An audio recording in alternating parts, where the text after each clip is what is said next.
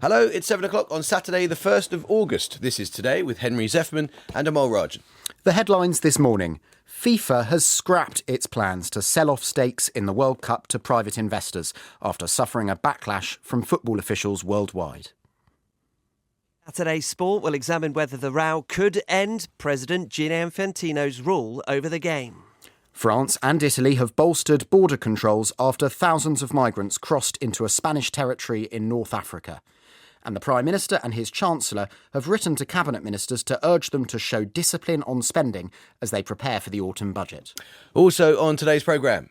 Behind my house, behind a small field, is where Europe's largest data centre is proposed to be built. I am just devastated that this is happening on the Greenbelt. Growing tension over where or even whether data centres, vital for the AI revolution, should be built. We'll hear both sides.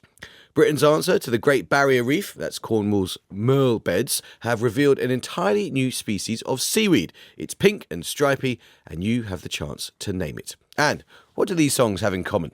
I feel it in my finger, I feel it in my toe. Everything I do it for you. Might not be what you think. All will be revealed towards the end of the programme. The BBC News is read this morning by Charles Carroll. FIFA's president Gianni Infantino has bowed to international outrage and scrapped plans to sell stakes in the World Cup to private investors. The governing bodies of European, Asian and North American football all made clear that none of their national teams would participate in FIFA competitions while the proposals were alive. FIFA had argued that the project would help fund global sport development. But in a statement, Gianni Infantino said it was clear it had created divisions. Lee Milner reports. Earlier this week, it emerged that FIFA was planning to create a commercial subsidiary to run the men's and women's World Cups and other major competitions. In return, each of FIFA's 211 member associations were to be offered around £30 million if they backed the proposal. But the backlash came quickly.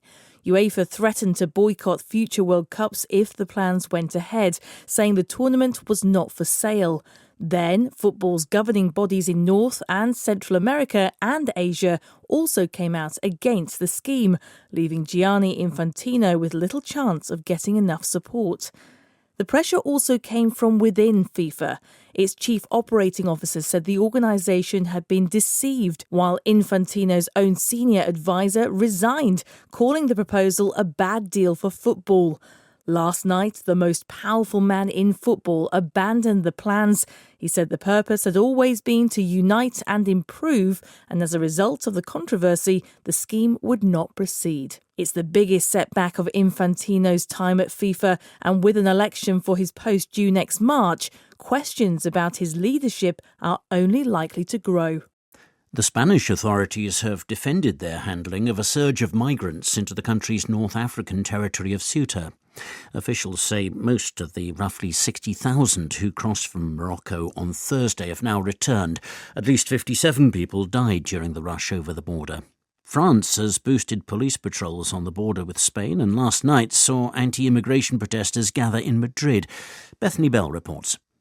The Spanish authorities say the majority of migrants have left Ceuta voluntarily and have returned to Morocco. Spain's Prime Minister Pedro Sanchez called the surge of arrivals a violation of his country's sovereignty and blamed trafficking gangs. But while the situation on the ground in Ceuta is easing, there's been a storm of criticism from anti-immigrant parties across Europe and from the White House.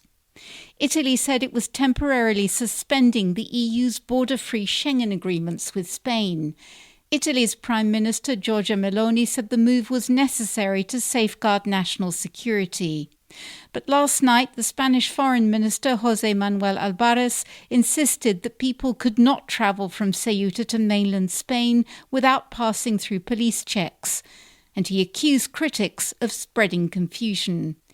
The US State Department said the incident was a direct result of Spain's liberal migration policies. The mayor of Kyiv has said that at least 9 people have been killed in a Russian ballistic missile attack on the Ukrainian capital overnight.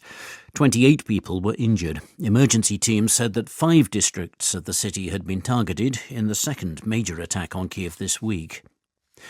The Prime Minister and the Chancellor, John Healey, have written a joint letter to members of the Cabinet to tell them that they must stick within their existing spending limits. It comes as Mr Healey said he would deliver his first budget as Chancellor on the 28th of October. Here's our political correspondent, Damien Grammaticus. This joint letter from the Prime Minister and Chancellor to Cabinet Ministers is unusual. Senior Treasury sources said that as John Healey begins to prepare his autumn budget, he and Andy Burnham were determined to stay well within the fiscal rules inherited from Sir Keir Starmer and Rachel Reeves, and that meant strong fiscal discipline would be required. Complicating the Chancellor's job are the war in Iran, which has pushed up inflation, and high borrowing costs. The Times reported that ministers had been told in the letter that they had to live within the budgets they have already got, even while paying for new things they want to do this year and next.